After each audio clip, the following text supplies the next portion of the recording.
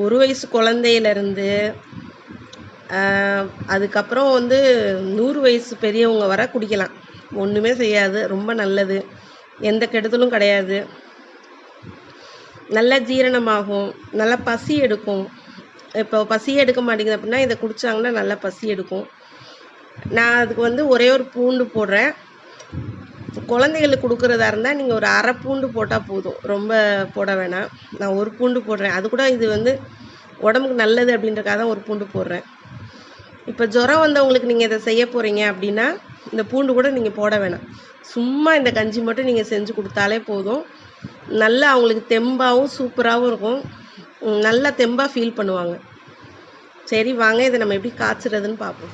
இப்போ நம்ம அடுப்பில் வச்சாச்சு. இதை அப்படியே கிண்டிக்கிட்டே இருக்கணும். ஏன்னா நம்ம இதை அரிசியை நுணுக்கி போட்டு ஊற வச்சுருக்கோம். அதனால் என்ன ஆகும்னா அடி பிடிக்க வாய்ப்பு இருக்குது.